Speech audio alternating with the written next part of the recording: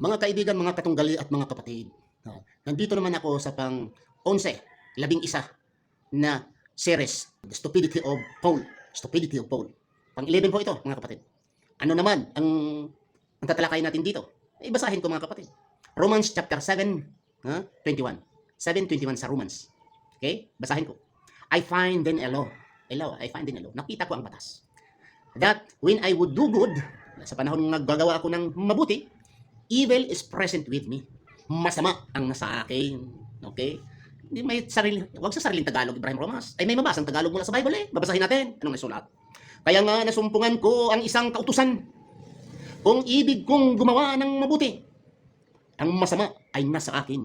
Talaga naman. Bagang ang isang sinungaling, ang isang taong nagsisinungaling, kung minsan, mabibingwit sa bunganga. Noon, hindi siya nagsisinungaling, hindi siya masama, etc. Mayroon naman sinabi niya, siya masama. Pabayaan natin yung nagsabi siya, mabuting tao siya, hindi siya masama, hindi siya nagsinungaling. Wala akong pakialam doon.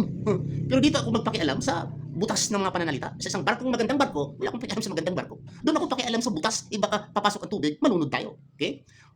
In English, I find then a law that when I would do good, evil is present with me. Paul, masama yan. Masama yan. Ano bang evil sa'yo? Pang-chicks? Pagdanakaw? Pangdaraya? Pangilad dodong? Pagsisinungaling? What is evil in you? But importante, inamin mo nga mayroon kang evil sa sarili mo. Ibig sabihin, mayroon kang diablong pag-uugali sa sarili mo. Yan bang ugali ng isang propeta? Yan bang ugali ng isang apostol ni Jesus? Ganon? Nga mayroon pang masama sa sarili? Inamin mo. Maraming salamat ho. Hunghang ka talaga, Paul. Hunghang ka talaga. Stupido ka talaga. Maraming salamat.